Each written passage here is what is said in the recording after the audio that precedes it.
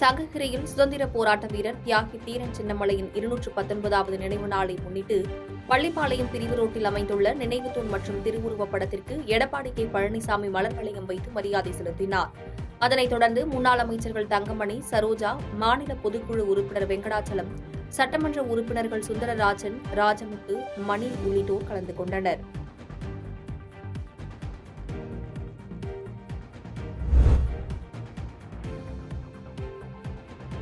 புதுச்சேரியில் தென்னிந்திய முறைப்படி சமைக்கப்பட்டுள்ள இந்தியாவிலேயே பெரிய பீட்சா விற்பனைக்கு வந்துள்ளதை அடுத்து சுற்றுலா பயணிகளை வெகுவாக கவர்ந்துள்ளது. சுற்றுலா நகரமான புதுச்சேரிக்கு நாள்தோறும் ஆயிரக்கணக்கான சுற்றுலா பயணிகள் வந்து செல்கின்றனர். அந்த வகையில் சுற்றுலா பயணிகளை கவரும் வகையில் புதுச்சேரியில் உள்ள உணவகங்கள் பல்வேறு புதுவிதமான முறைகளை செய்து வருகின்றனர். அந்த வகையில் புதுச்சேரி அடுத்த ஆரோவில்லில் உள்ள உணவகம் ஒன்றில் இந்தியாவிலேயே பெரிய பீட்சா விற்பனைக்கு வந்துள்ளது. இங்கு 36 அங்குலம் கொண்ட பீட்சா தயாரிக்கப்பட்டு வாடிக்கையாளர்களுக்கு விற்பனை செய்யப்படுவது இந்தியாவிலேயே இதுதான் முதல் முறை. மேலும் இத்தாலிய வகை உணவான பீட்சா தென்னிந்திய முறைப்படி சமைத்து பரிமாறப்படுவது புதுச்சேரி வரும் சுற்றுலா பயணிகளை வெகுவாக கவர்ந்துள்ளது. இந்தியாவிலேயே பெரிய பீட்சா என்பதால் 20 நபர்கள் வரை சாப்பிடும் அளவுக்கு உள்ளது.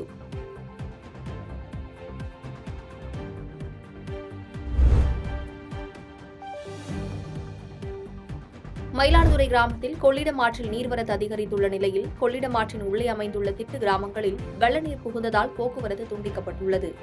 கர்நாடக நீர்பிடிப்பு பகுதியில் பெய்து வரும் கனமழை காரணமாக வெள்ள நீர் முழுவதும் தமிழக பகுதிக்கு வெளியேற்றப்படுகிறது. அந்த நீர் மயிலாடுதுறை மாவட்டம் சீர்காழி அடுத்த கொள்ளிடம் ஆற்றின் வழியே சென்று பழையாறு அருகே வங்கக்கடலில் கலக்கிறது. இந்நிலையில் தற்போதைய நிலவரப்படி 1,40,000 கனஅடி தண்ணீர் கொள்ளிடம் ஆற்றில் வந்து கொண்டுள்ள நிலையில் கொள்ளிடம் ஆற்றின் உள்ளே அமைந்துள்ள திட்டு கிராமமான சந்தைப்படுகை, நாதல்படுகை உள்ளிட்ட கிராமங்களில் ஆற்றின் கரையோரம் உள்ள வீடுகளை வெள்ள நீர் சூழ்ந்துள்ளது. மேலும் நாதல்படுகை கிராமத்திற்கு செல்லும் சாலையை தண்ணீர் கடந்து செல்வதால் போக்குவரத்து துண்டிக்கப்பட்டுள்ளது. மேலும் பொதுமக்கள் தற்காலிக முகாம்களுக்கு வர தொடங்கியுள்ள நிலையில் தீயணைப்பு, மீட்புத்துறை, தமிழ்நாடு பேரிடர் மீட்புப் படையினர், மருத்துவக் குழுவினர், காவல்துறையினர் உள்ளிட்டோர் பாதிக்கப்படும் கிராமங்களில் முகாமிட்டுள்ளனர்.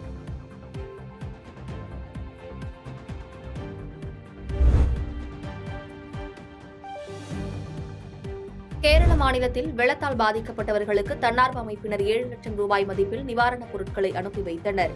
தருமபுரியில் மை தருமபுரி அமைப்பின் மூலம் பல்வேறு மனிதநேயமிக்க சமூக சேவைகளை செய்து வருகின்றனர்.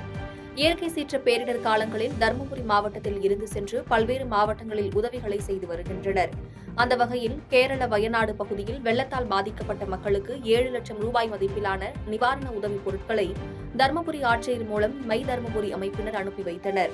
அங்குள்ள மக்களுக்கு தேவையான அரிசி, எண்ணெய், பிஸ்கெட், நாப்கின், குடித்தண்ணீர், மருந்துகள் மற்றும் 500 குடும்பங்களுக்கு தேவையான பொருட்கள் என 7 லட்சத்திற்கு நிவாரண உதவிப் பொருட்களை அனுப்பி வைத்தனர்.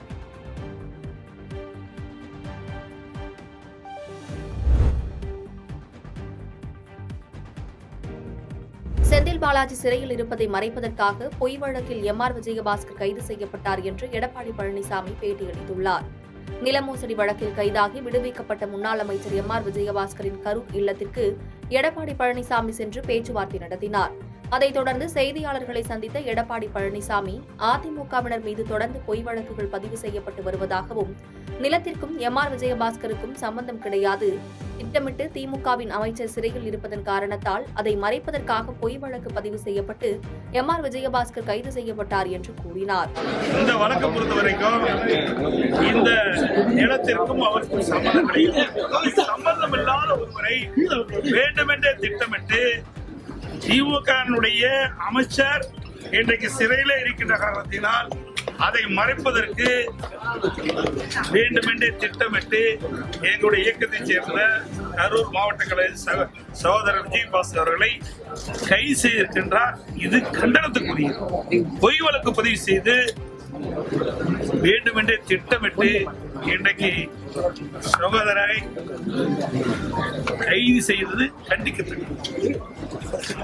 பாதகம் செய்பவரை கண்டால் நாம் பயங்கொள்ளலாகாது பாப்பா, மோதி மிதித்து விடு பாப்பா, அவர் முகத்தில் உமிழ்ந்து விடு பாப்பா.